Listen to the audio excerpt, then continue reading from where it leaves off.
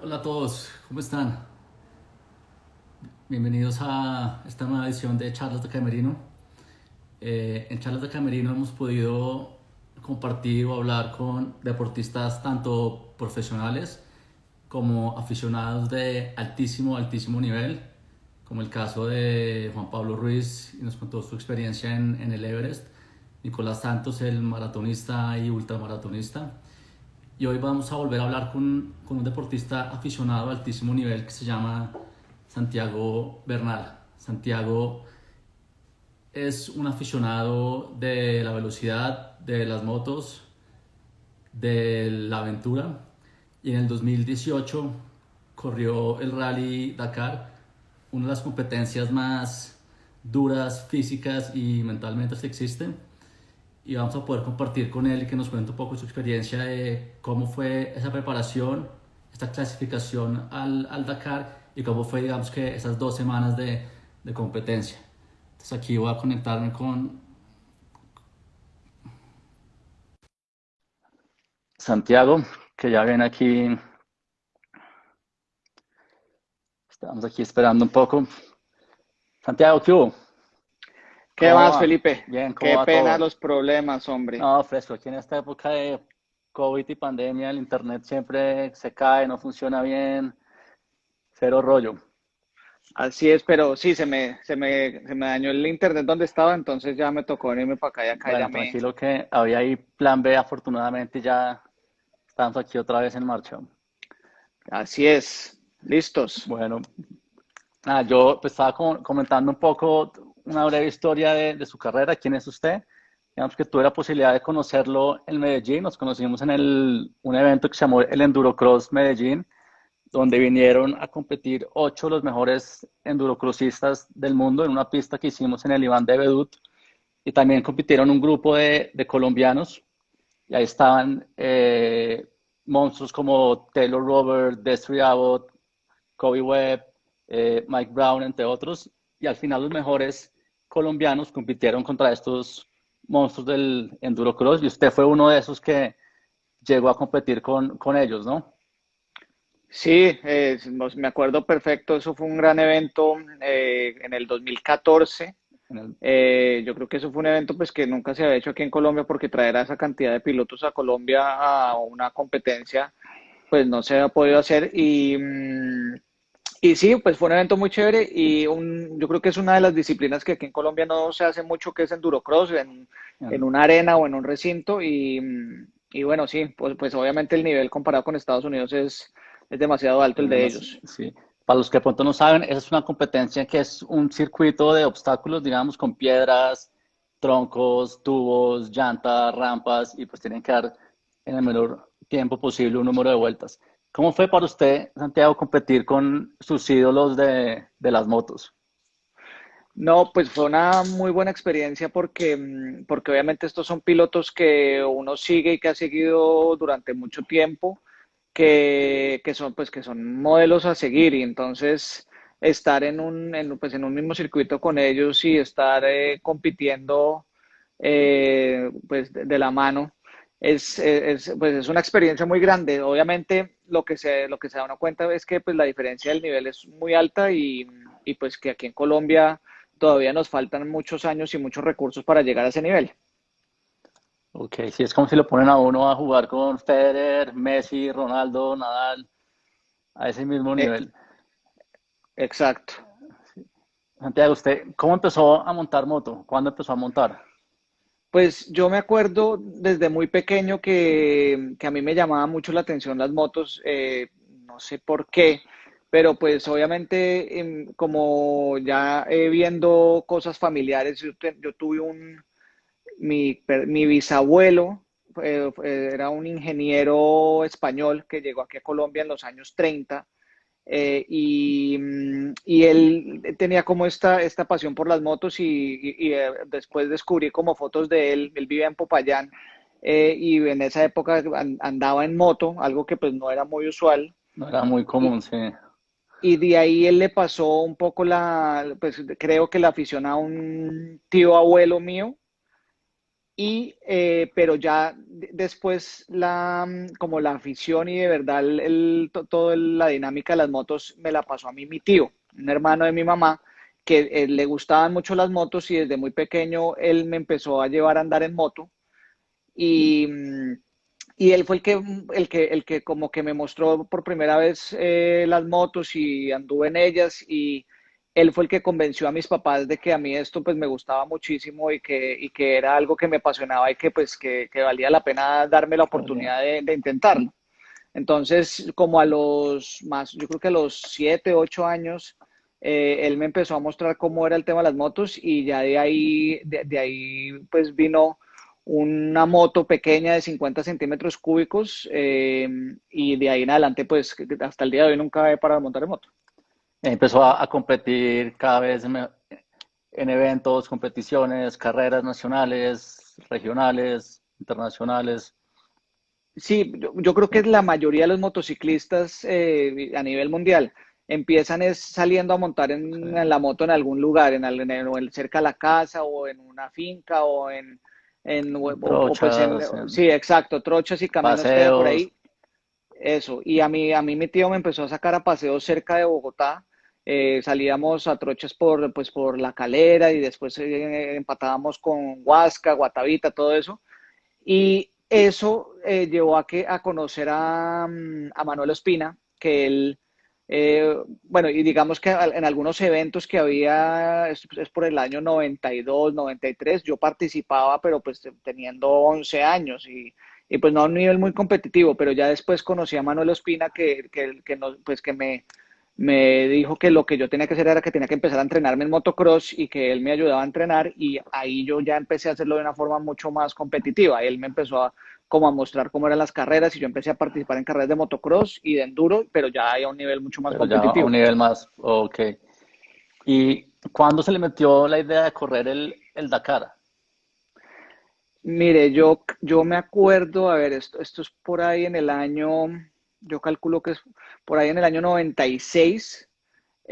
Yo me acuerdo viendo, obviamente, pues la información que llegaba de motociclismo mundial aquí en Colombia era muy limitada, pero llegaban revistas y yo era pues trataba de seguir el deporte a Las- través de revistas y fue creo que las primeras veces, de pronto un poco antes, que vi en una revista temas sobre el rally y sobre las competencias de rally, no necesariamente el Dakar, pero me acuerdo que ya después supe de la carrera y supe que era una carrera que salía de Europa y que terminaba y que recorría África y terminaba en una ciudad en África y pues esto me parecía a mí, pues me pareció como pues la aventura más grande que uno se podía imaginar en la vida. Pues en ese entonces yo decía esto, pues esto pues obviamente para mí era inalcanzable en ese momento, pero decía esto, o sea, esto debe ser la aventura más grande que alguien puede vivir en la vida. ¿Cómo va a arrancar alguien en una moto en Europa y va a terminar en en Europa África? y Y termina en África.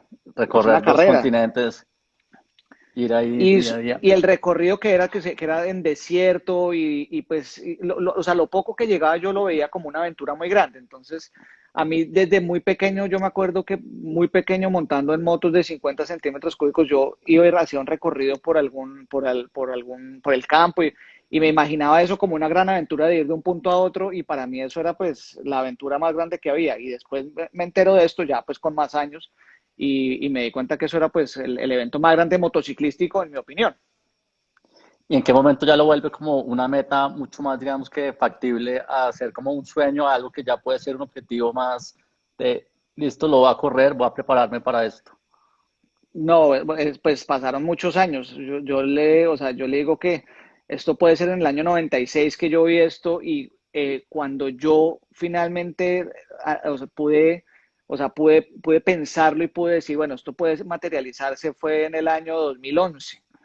Entonces, todos esos años durante ese tiempo yo lo que pensaba era solo una ilusión, no, nunca iba a poderse realizar, pero en el año 2011, digamos que durante esos años hasta el 2011 yo participé mucho en eventos de enduro, de motocross, inclusive rallies aquí en Colombia, pero en el 2011 viene a Colombia un corredor que se llama Jordi Arcarons, que es un catalán que lo traen por cosas de la vida, lo traen aquí a Colombia que nos dé un curso de navegación y de rally en La Guajira. Y entonces él se enfoca mucho más es en vender la idea de que algún colombiano vaya a correr el rally, porque hasta ese momento ningún colombiano había competido en el Rally Claro. Dakar en moto. Entonces, él se enfoca mucho más, pues acertadamente se enfoca mucho más en vendernos la idea de organizar un proyecto y de organizar la forma de que algún colombiano pueda ir a correrlo y básicamente nos enseña cómo organizar ese proyecto y cómo hacerlo. Eh, y pues eso fue, digamos, que la primera vez que yo caí en cuenta y dije, ¿sabe qué? De pronto esto sí se puede hacer, pero de ahí en adelante o sea, me faltaban 7 años para Sí, lograrlo, porque organizar ese proyecto es muy complicado y tiene que ser en un momento, pues básicamente que se dé todo. claro, que se unen ahí todos los astros. Y bueno, usted corrió en el Dakar en el 2018. ¿Cómo se clasificó a esa competencia?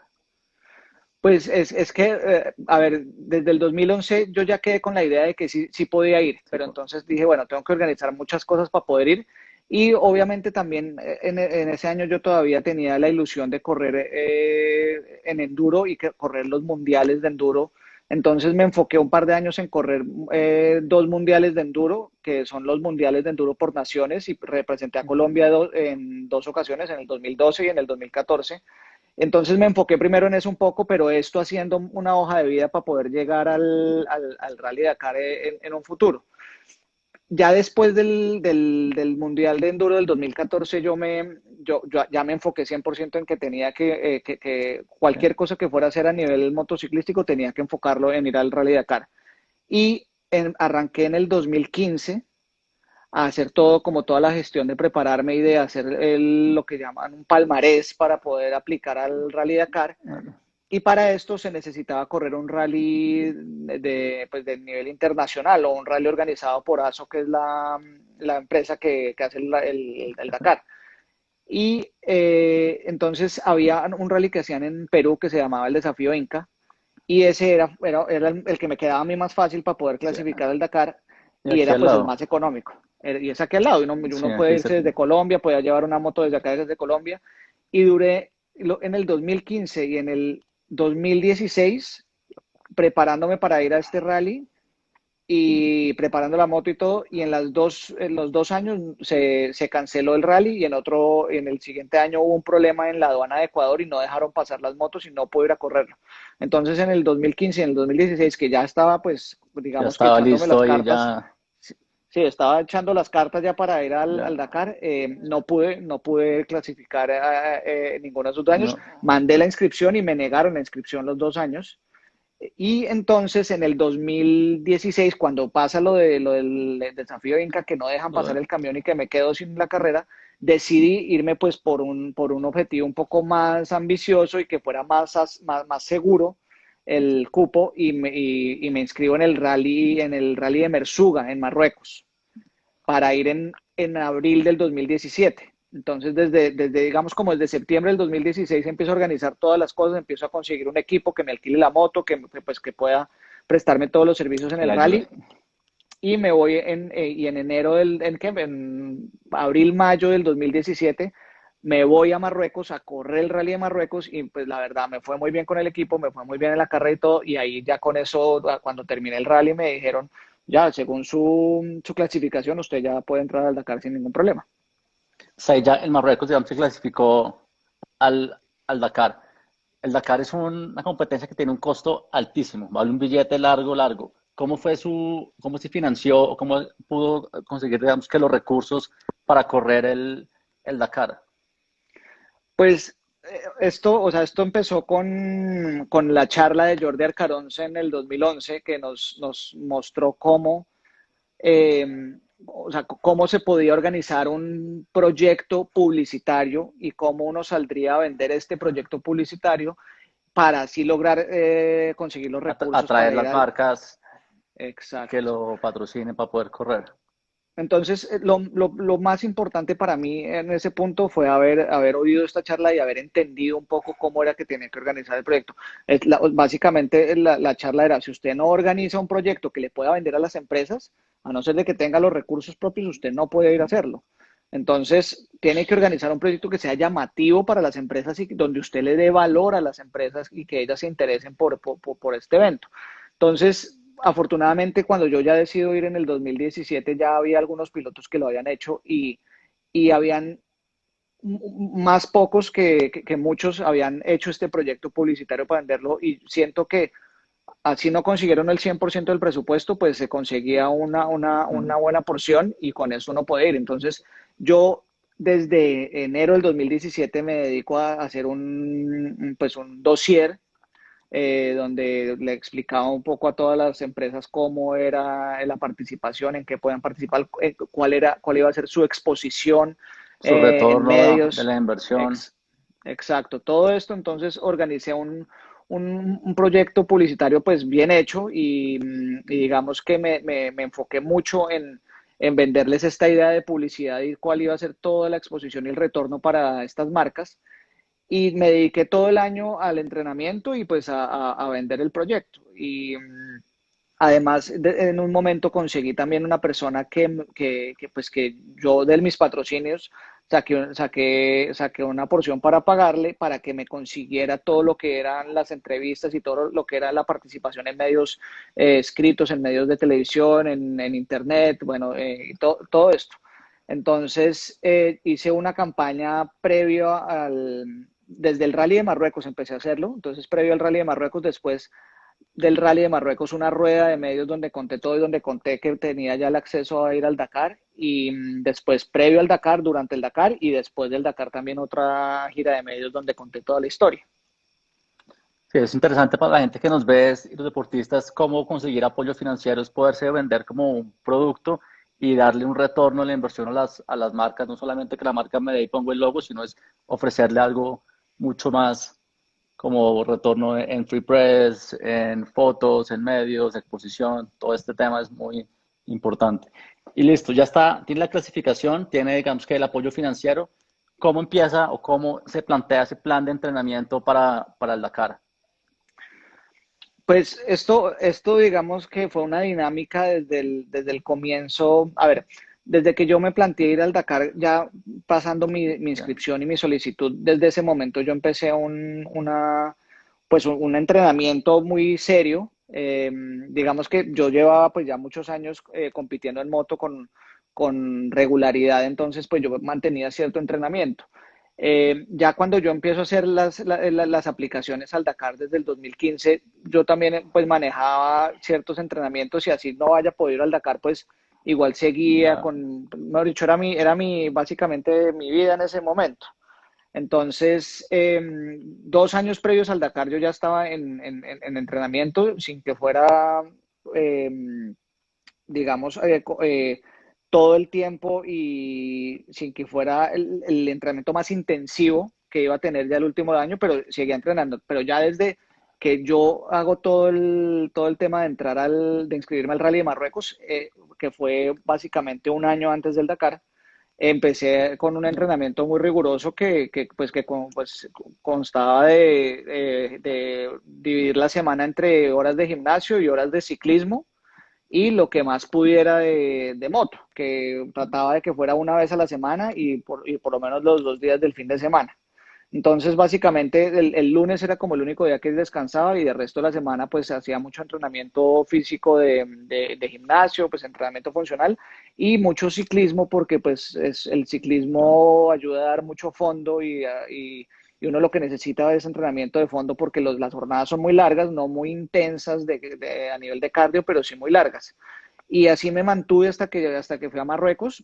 También antes de ir a Marruecos, hice una ida a La Guajira a hacer como un simulacro de lo que iba a ser el rally durante una semana en La Guajira.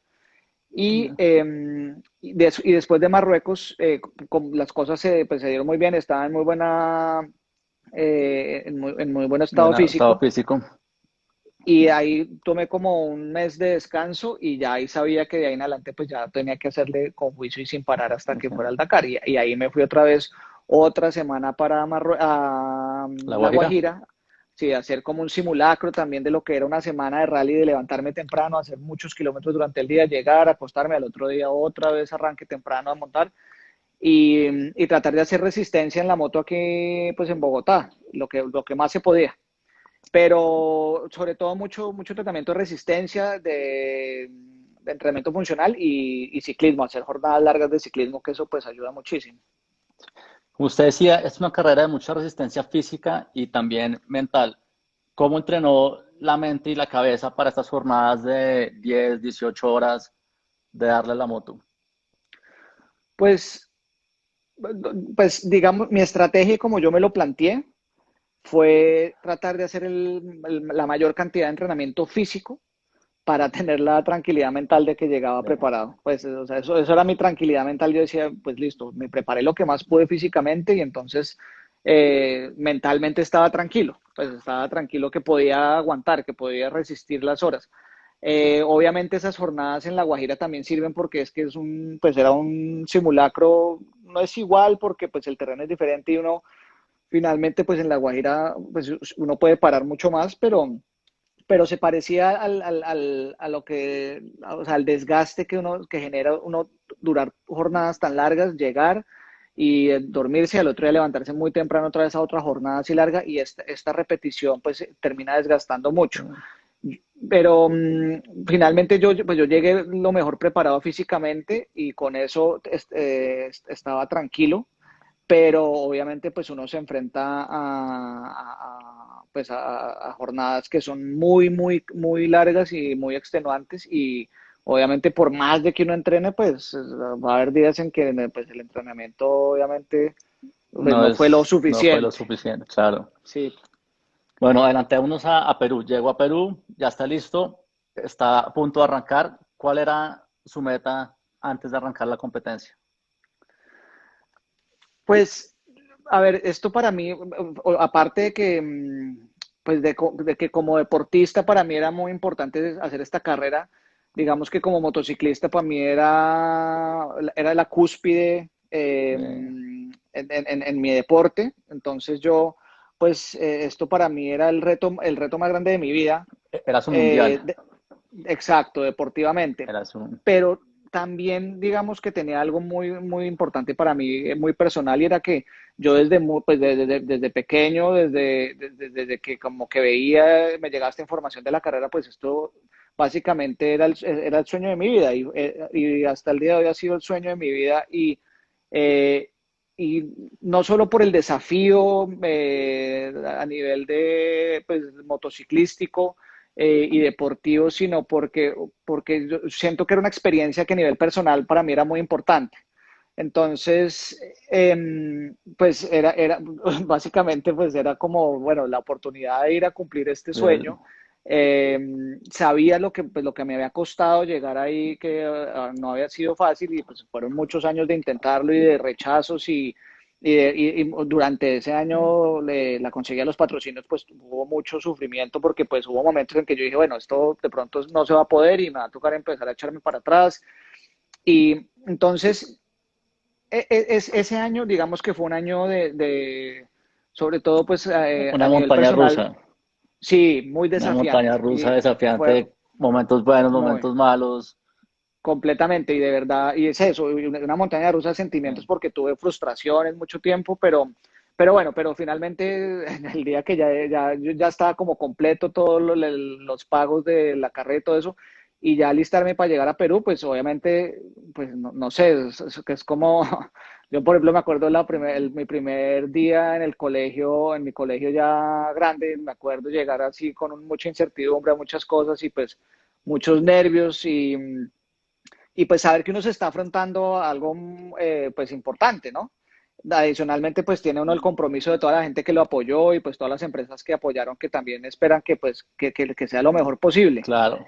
Eh, entonces, pues sí, yo creo que pues estaba muy nervioso y pues como muy a la expectativa de lo que iba a pasar y obviamente pues con un sentimiento gigante de no querer fracasar, porque pues después de tanta lucha y tanto trabajo y estar ahí, pues obviamente el objetivo para mí era pues era terminar la carrera y tenía que terminarla, primero que todo, pues, terminarla. Y obviamente, pues yo decía, pues quiero que me vaya lo mejor posible y yo quería apuntarle a tratar de quedar entre los primeros 50 corredores, que pues ese era el objetivo El ambicioso, digamos. objetivo. El primer objetivo era finalizarla, terminarla, el segundo quedar entre los 50. Llegó de 60 y 68, ¿no? 68, sí. Sí. Y Para que pues la gente hubo sepa, problemas, claro, ¿cuánta gente arrancó con usted la carrera?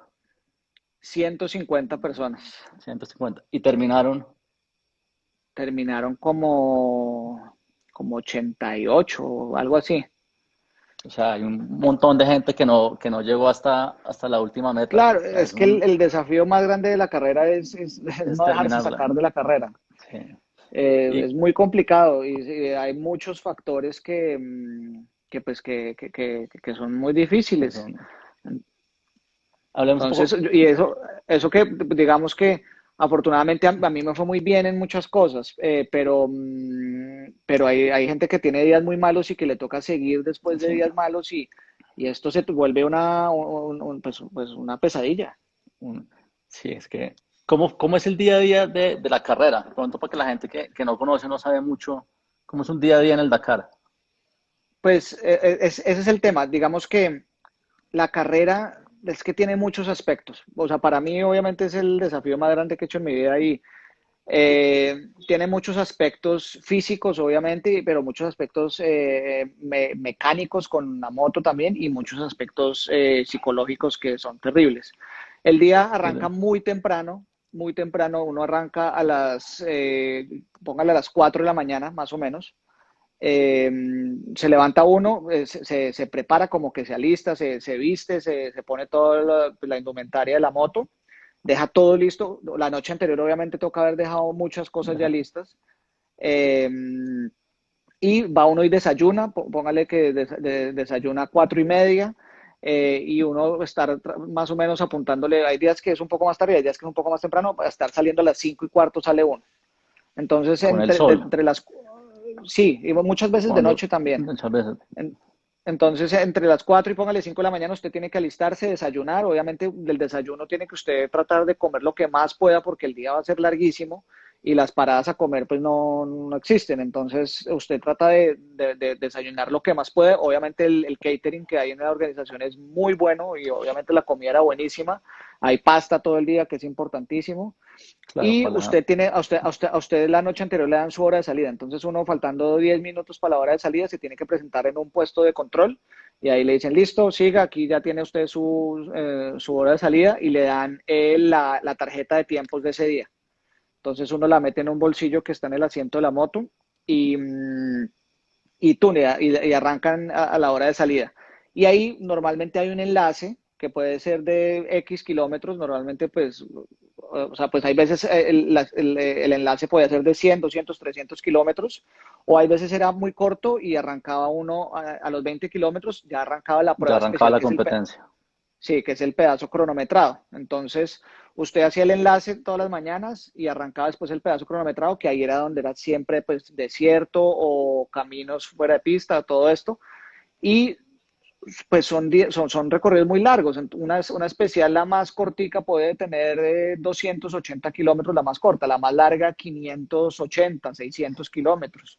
Y esos 280 Entonces, kilómetros los hace en más o menos cuánto tiempo, más o menos cuánto dura una jornada promedio en horas. pues depende del piloto, pero los enlaces todos son controlados de velocidad y de tiempo. Usted tiene, digamos, usted le dicen, usted sale a las 5:15 y tiene hasta las 6:30 para llegar a la entrada de la prueba especial. Y son, qué sé yo, 100 kilómetros. Entonces, pero usted tiene que seguir siempre el límite de velocidad de los países por donde va andando. Entonces, usted no, digamos que el mío que fue Perú, Bolivia y Argentina, los límites de velocidad eran 100, 90 y 110 kilómetros por hora, creo que era respectivamente en cada país. Y, pero en la prueba especial, ahí sí usted puede ir, ahí es donde se mide, digamos, la carrera y ahí usted sí va a la velocidad Y que ahí sí ya quiere. no hay límite de velocidad. Exacto, pero entonces, digamos, usted a 100 kilómetros por hora, un enlace lo hacía pues en una hora más o menos, si son 100 kilómetros. Pero pues le digo, había enlaces de 300, de 400 y así, y usted hacía los 400, Entonces, 4 horas en el enlace y arrancaba la prueba especial que era de 300 en desierto, que esa se podía demorar fácilmente 7 horas, 8 horas.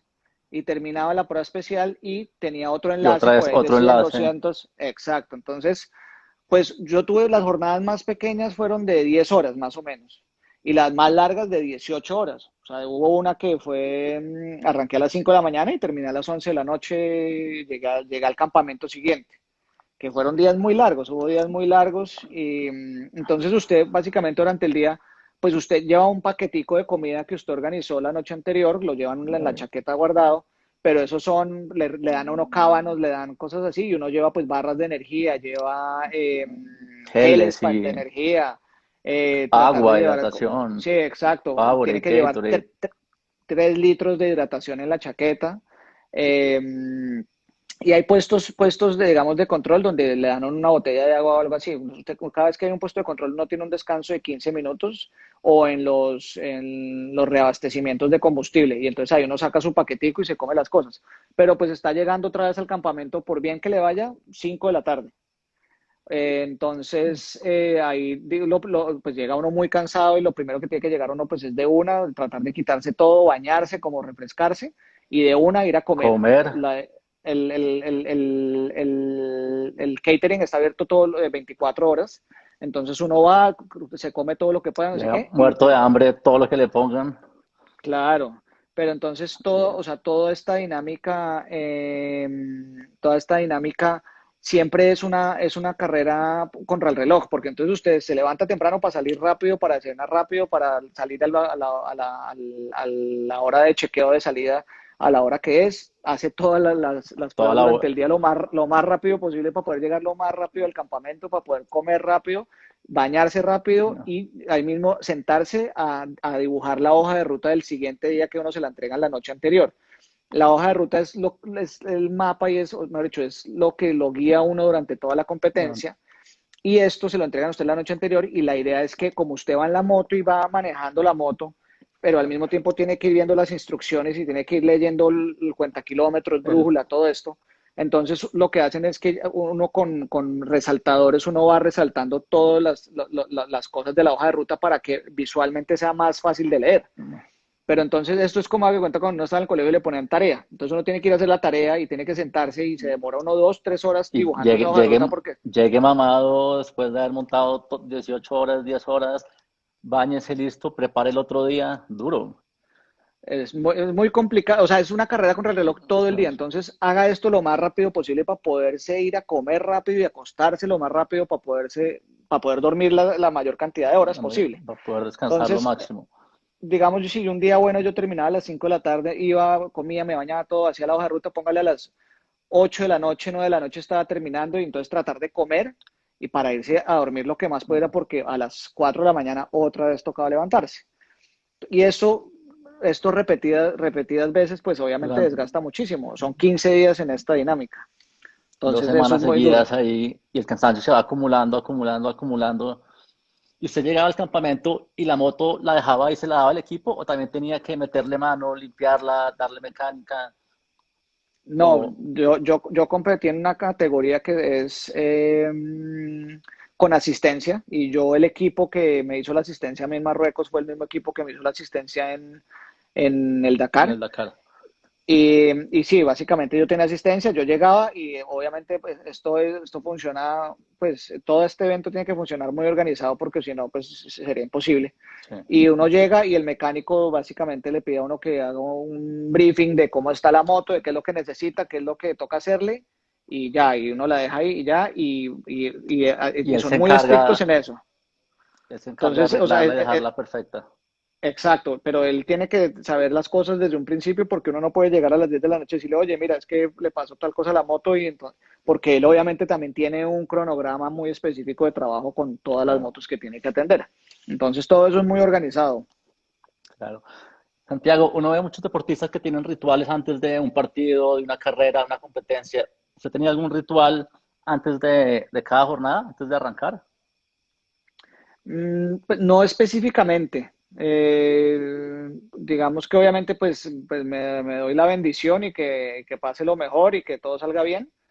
Eh, pero no es ningún ritual específico. Digamos que o sea, hay tantas cosas que uno tiene que hacer antes de arrancar que es más la concentración en que la hoja de ruta esté puesta en en el el GPS. aparato en el que la tiene, que todo lo que esté funcionando los cuentakilómetros, que la moto, o sea, todo este tipo de cosas como de chequeos de antes de salir, eh, pues era lo más importante, pero, pero no, nada, digamos que nada particular. Ok. Usted corrió el Dakar 2018, que eran 3 países, Perú, Bolivia y Chile. Cada país, digamos, que tiene una característica, climas, carreteras, terrenos, altura. ¿Qué país fue más desafiante y cuál fue el terreno más difícil de la competencia? Pues los tres países fueron Perú, Bolivia y Argentina. Argentina, perdón, Argentina. Eh, Sí. y obviamente sí, lo que usted dice es completamente cierto. Cada país tenía algo, pues tenía sus desafíos y tenía sus particularidades. Mm, para mí el más complicado fue Bolivia, eh, porque, porque es algo, digamos, yo no, pues nunca me entrené para eso, creo. Eh, Para, y, y es, sí, es muy duro, fue muy duro, la verdad. El primer país que estuvimos fue Perú, que pues la verdad también físicamente está uno muy fresco todavía está y pues empezando, más sí, está tranquilo. empezando, hay mucho Sí. ánimo, todo, aunque el desafío más grande de Perú es que las dunas son de arena muy blandita. Entonces había muchas veces que esa arena blandita pues se complicaba porque la moto se entierra demasiado fácil. Pero era el principio y había todavía mucha energía y mucho ánimo, entonces a mí pues no me pareció que fuera lo más difícil. Cuando llegamos a Bolivia, empezamos a coger altura A y subir, a toda subir, la, a subir. sí, desde que empezamos a salir, nosotros salimos de Perú hacia Bolivia por Cusco y ya, perdón, por Arequipa, y ya ahí estábamos a altura, pero entra uno a Bolivia y obviamente subía mucho más altura. En Bolivia casi, yo creo que el 90% del tiempo estuvimos arriba de 4.000 metros Sí, y también ya hacía mucho frío y llovió mucho. Entonces fue muy desgastante porque eran enlaces de 300, 400 kilómetros en lluvia, en una autopista lloviendo. Y esto, pues a mí el frío, a mí no me gusta el frío y me da muy duro. Entonces, pues era aguantando mucho frío y después metiéndose uno a esos arenales a esa altura, la moto perdía mucha potencia y no se respiraba muy bien. Y fueron días muy largos. Yo creo que estuvimos 3 días en Bolivia y los 3 días fueron etapas de más de 500 kilómetros. Y, pues a mí me dio muy duro, pues vivía muy abrigado, vivía con impermeable y afortunadamente después, creo que el cuarto día de Bolivia, llegamos al campamento y habían cancelado la etapa porque habían unos derrumbes o algo así y nos tocó irnos derecho desde ese campamento hasta Salta. hasta Argentina. eh, sí, y pues, pues aparte, pues ese día habíamos hecho yo creo que más de 500 kilómetros y después ese enlace fueron como 800. Y pues a pesar de que fue muy largo y muy duro, digamos que yo no alcancé a llegar a Salta, sino me tocó parar como a 200 kilómetros de Salta a dormir porque ya eran como las 3 de la mañana y pues ya no podía Ya más. el cansancio, ya. Eh, sí, yo esos días Sí. me acuerdo como muy duros. Y Argentina pues es más chévere porque había muy buena afición, digamos que la afición anima mucho y es chévere esto y los desiertos no eran tan complicados, pero ahí ya empezó a pesar el cansancio. Entonces ya cuando entramos a Argentina creo que era como el 10.º día y desde ahí uno ya está muy cansado y uno ya está tratando de aguantar. Claro. ¿Y cuál fue el susto más grande que tuvo en la carrera? Pues digamos que a ver, sí, el día que yo peor la pasé fue eh, como el cuarto día en Perú. Era la Mm. salida tipo motocross en la playa y arrancamos ese día y yo arranqué desde la playa y empecé a sentir que la moto como que no me estaba andando bien, no me andaba bien yo pensé que era la arena que era muy pesada y que la moto no estaba andando bien, pero me empecé a dar cuenta que era que la moto estaba fallando y eran 16 kilómetros por toda la playa y no andaba bien y me empezó a pasar, todo el mundo empezó a pasar y yo decía, bueno, esto es algo que está pasando y me empezó a dar pánico, obviamente, que la moto se fuera a Sí. dañar completamente y que pues que se acabara la carrera en ese momento. Entonces al final de la playa paré y la vi y me di cuenta que la moto estaba muy caliente. Entonces pensé que era un tema de refrigeración o lo otro era que la moto estaba muy económica de combustible y por eso se estaba calentando tanto, entonces era un problema de gasolina y del inyector, básicamente. Entonces dije, bueno, esto, pues yo creo que si le doy un poco más, de pronto me aguanta. Y yo sabía que en el kilómetro 70 había un paso, un control de paso. Entonces yo sabía que ahí de pronto podía hacer algo más con la moto. Entonces Arreglarla. dije, sí, voy a tratar de apuntarle a llegar ahí. Y la moto Sí. empezó a fallar, a fallar, a fallar, y me di cuenta que definitivamente era el inyector que estaba fallando. Entonces, faltando como 3 kilómetros para el control de paso, la moto ya se apagó y no anduvo más. Y entonces, pues, digamos que todo este tiempo estaba pensando en la cabeza y dije, "Ay, todo este esfuerzo, todo lo que he hecho, todo y esto, voy a salir de esta carrera de esta manera, no puede ser, no puede ser, no puede ser". Pero entonces llegué y como que ya la moto se apagó y dije, bueno, la paré y como que me bajé y me puse, dije, listo, o sea, esto lo tengo que solucionar, tengo que mirar a ver qué hago. Y entonces mientras como que me volteé y iba al baño así mientras me ponía a pensar, como que me volteo y veo que la moto había prendido fuego. Ush. Y yo, uy, entonces cogí como que me boté al piso y le empecé a tirar arena y a botarle arena para que se apagara. Y bueno, y logré apagarla. Y dije, bueno, si ya no se incendió, pues por lo Es menos que algo se ha salvado el día de hoy. Y ahí logré llegar al control de paso. Un patrocinador mío que estaba yendo a ver la carrera me lo encontré y me ayudó con un carro a remolcar la moto al control de paso. Y ahí en la carretera, era una carretera pues pavimentada que cruzaba, logré desbaratar la moto y logré encontrar un inyector que tenía otro equipo que me lo prestaron y cambiar el inyector y terminar el día, mejor dicho. Obviamente me atrasé como 3 horas, pero salvó pero pues la carrera. claro, y fue Sí. algo, pues yo pensé, la verdad, que yo ese día pensé que iba a salir de la carrera y fue de las cosas que más ánimo me dio a seguir, porque ya me Salí imaginé de que, esta, vamos por toda.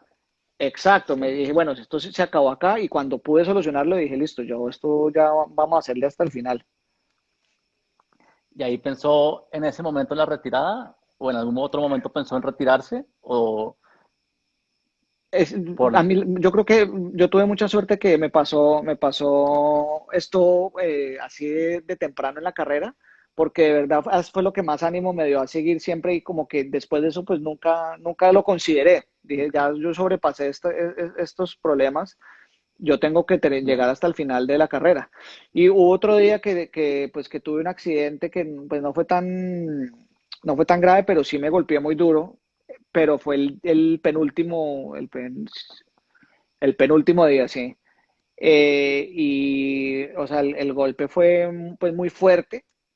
Y pues duré un rato ahí como con los dolores, pero también había público y como que ya cuando me di cuenta que no me había pasado nada, dije, listo, no pasa nada, estamos a un día y toca llegar hasta el final. Toca seguir Pero pues sí, ya con corazón y como se sí, pueda ya, pues ya, terminarla. Ya ya estando ahí, íbamos a coronar. sí. Y entonces, pero sí fue un golpe muy duro y la moto se dañó un poco en el timón y todo eso y dije, bueno, no importa, así voy a seguir. Ok. Bueno, y aquí terminó después de 2 semanas, llegó, pasó la meta, la última jornada, ¿y qué sintió? ¿Qué pensó en ese momento cuando vio la meta y atravesó la bandera cuadros? ¿Cómo fue ese momento? Pues fue bastante extraño porque digamos que pues ya el último día uno como que dice, bueno, ya estoy a punto de coronar. Pero toca igual terminarlo, o sea, toca hacer el Claro. último día, que el último día es una etapa de 120 kilómetros, que es muy sencillo, pero todavía todo puede pasar.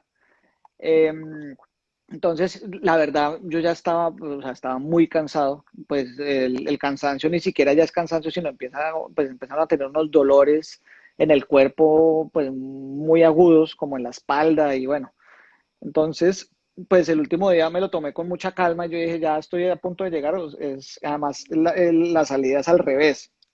Entonces,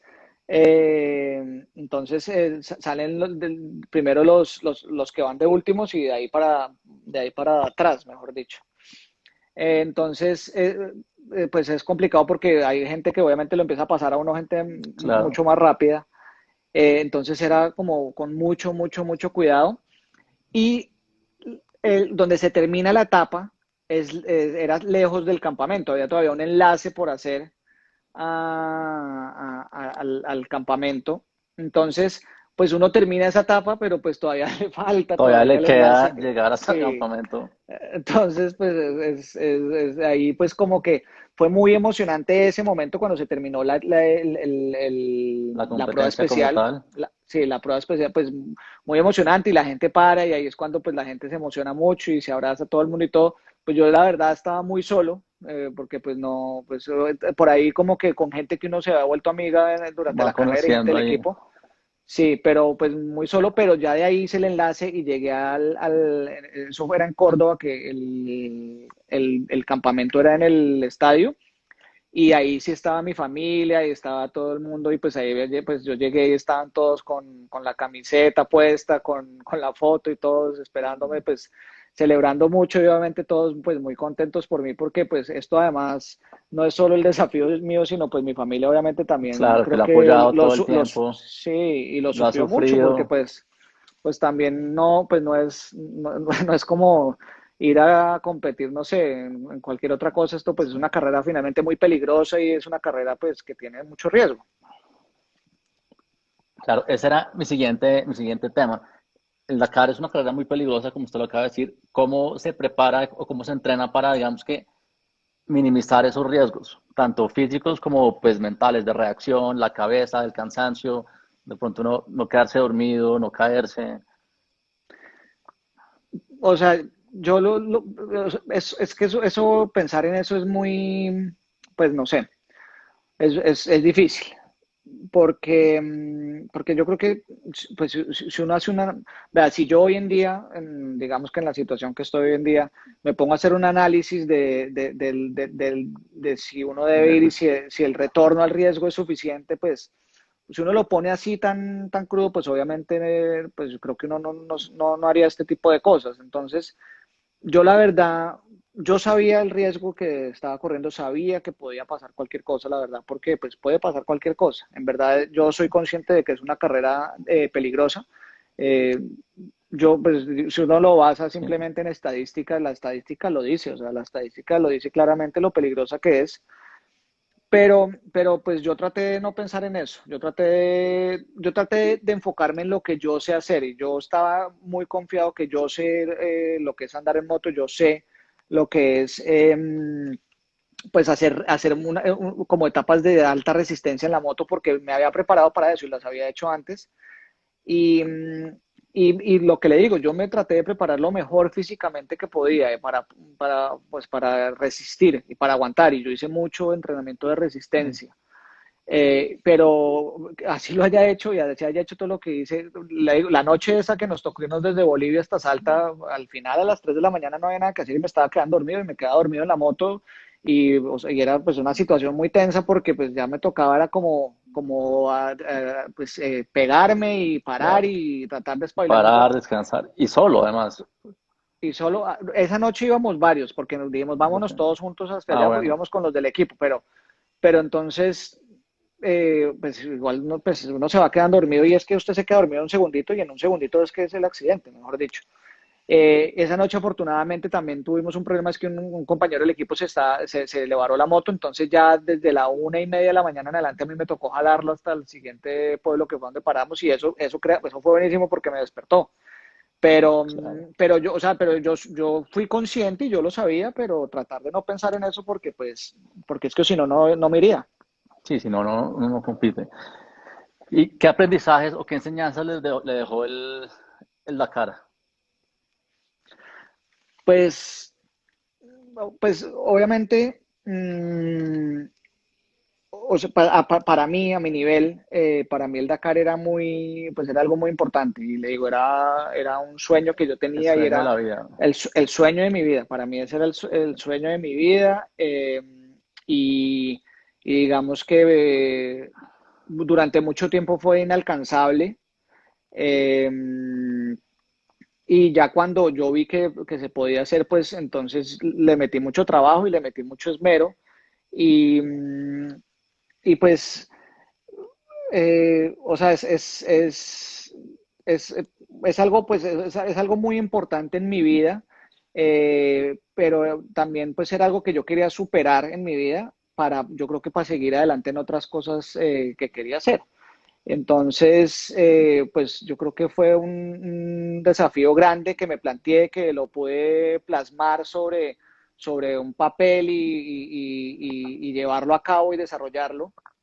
Eh, Obviamente ha sido la experiencia pues, más grande que he tenido hasta el día de hoy, porque pues más que enseñanzas es la experiencia. La experiencia fue una experiencia muy chévere porque es un evento muy grande y es una carrera muy importante y usted ser parte de eso, pues es una gran experiencia y a mí eso es lo que me queda básicamente de la carrera, pues haber pertenecido a eso, así haber sido un año nada más y haber sido parte de la organización y parte de los pilotos que lograron ese año competirlo y correrlo, pues es lo que me queda Claro. básicamente. No, y haberla terminado y que la medalla la tiene, me imagino que enmarcada en la casa, Claro, la tengo, o sea, es mi trofeo más es el importante tesoro más y importante. claro, y la misma medalla dice pues que es participante tal año y terminó. Y pues ese es el logro pues sí, haber sido parte de eso pues ha sido muy, muy chévere. Claro. Digamos que obviamente pues como motociclista la experiencia de la montada en la carrera es muy, muy agradable, muy chévere, pues recorrer todos esos desiertos en la moto es increíble, el tema de la Los navegación, paisajes, unos... Sí, sí, impresionante. todo eso, vivir todo eso como motociclista en una moto es impresionante. Y es que cuando uno está solo en esos desiertos y va cruzando uno las dunas, eso pues también es abrumante, ¿no? Entonces, pues haber sido parte de eso, pues para mí es como un orgullo muy grande. No, claro, impresionante haber terminado esa competencia. Bueno, y después del Dakar, ¿qué viene? ¿Piensa volverlo a correr ahora que se fueron para Arabia? ¿O ya chuleado? ¿O esperar más adelante a ver qué pasa? ¿O Pues a ver, yo quise haberlo corrido ese año y me hubiera gustado haberlo hecho en el 2019 también, la verdad. Pues me hubiera gustado mucho haberlo hecho dos veces. Me hubiera gustado volver a cumplir el reto de quedar entre los 50 primeros, que yo creo que en el 2019 yo lo pues, hubiera podido hacer. Porque es que obviamente pues uno el primer claro, el Dakar está primero uno es muy, muy primíparo novato, el y, primíparo y es muy uno? novato y yo tuve errores muy grandes que me costaron puestos, obviamente. Entonces me hubiera gustado eso, desafortunadamente en ese momento no se pudo y fue pues era imposible. Pero ya, ya yéndose a Arabia Saudita, para mí la carrera pues está lejana. Se alejó mucho. No en términos de presupuesto, porque el presupuesto puede ser el mismo, pero desgraciadamente hoy en día el euro es muy caro, el dólar está muy caro pero para mí el problema más grande es que hoy en día si yo salgo a buscar patrocinadores para una carrera en el Medio Oriente, pues desde mi punto de vista es más difícil que si salgo a buscar patrocinios para una carrera en Sudamérica, porque pues Sudamérica pues es aquí cercano, es más fácil, en cambio en el Sí, es Medio mucho más Oriente fácil pues es para las mucho, marcas, para los... creo yo, no lo he intentado tampoco porque pues obviamente también, como le digo, para mí el Dakar era un reto que tenía y al cumplirlo quería también pasar a otras cosas pues, de mi vida profesional y eso. Entonces, yo lo veo muy difícil. Si estuviera todavía en Sudamérica, yo creo que me lo plantearía mucho más que en Arabia que en Saudita. Arabia.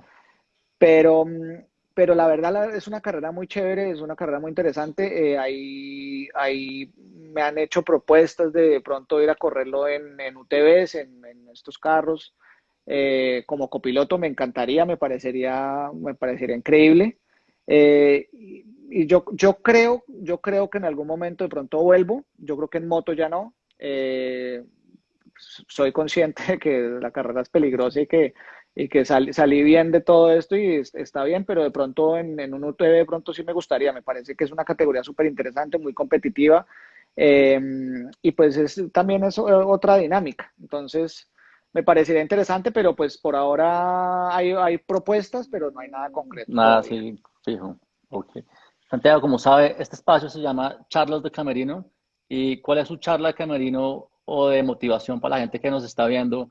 Para que así como usted cumplió su sueño correr el Dakar, ellos cumplan sus sueños deportivos, profesionales, cualquiera que tengan.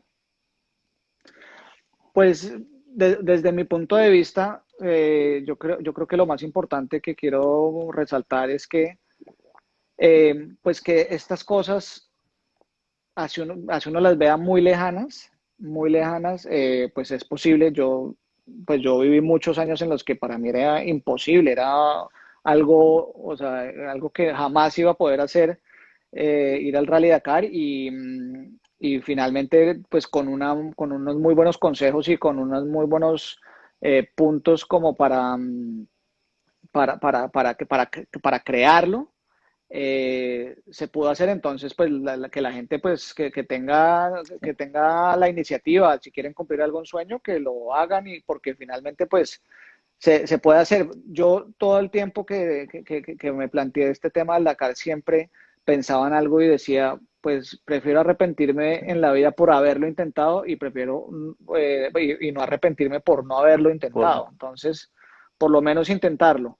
Y mi consejo, pues, más importante y que quisiera destacar es que lo que uno tiene que hacer es tratar de crear un proyecto que sea fácil de venderle a la gente que le puede colaborar a uno, porque pues yo creo que a la gente le llegan todos los días mil ideas y mil cosas que les pueden proponer, pero hay que organizar un proyecto bien armado y hay que organizar algo bien estructurado, que la gente vea que uno sabe lo que está haciendo y que uno sabe que lo que está proponiendo es bueno y es llamativo para las empresas y es llamativo para los que quieran apoyarlo a uno, que creo que finalmente eso a mí me ayudó mucho y eso fue lo que hizo finalmente que yo haya podido ir al Dakar y es que yo pude vender este proyecto y creo que a las empresas y a las personas que me apoyaron les di un buen retorno, así haya sido en prensa o en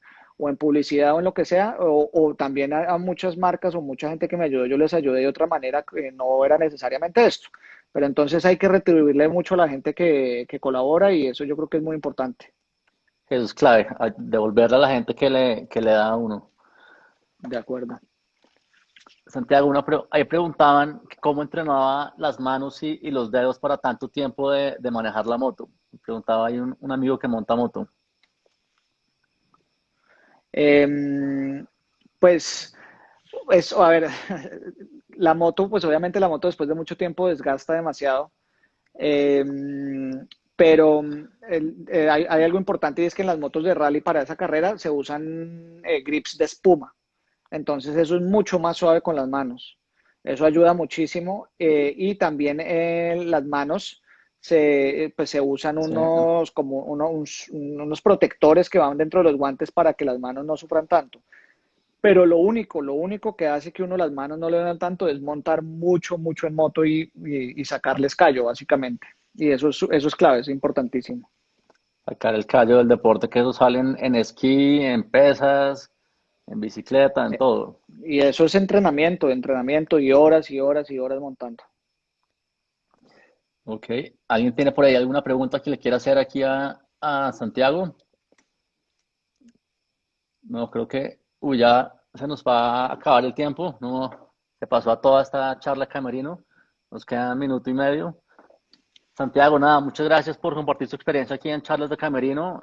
En verdad creo que impresionante su historia en el Dakar, todo lo que luchó para poder llegar hasta Perú a competirlo, a arrancar y obviamente pues terminar esa competencia que es durísima, tanto física como mentalmente. Entonces, nada, toda la No, gente que nos mucho. acompañó hoy, muchas gracias. A Sigan usted pendientes de las... muchas gracias. No, a usted Gracias por por la aceptar la oportunidad de contar invitación. todo esto. Qué pena los Lástima ahí. problemas técnicos. No, eso pasa. Me pasó a Fer y a Nadal también en un live que casi no pueden conectarse, no le va a pasar a uno. Eso pasa ahorita que el internet no funciona bien. Pero bueno, toda la gente que nos está viendo, los invito a que nos sigan en euforia.agencia deportiva para ver más charlas de Camerino la próxima semana. Santiago, mil y mil gracias. Saludos allá en la casa, espero que todo esté bien. Chao. Gracias a ustedes. Chao, chao. Bueno, chao.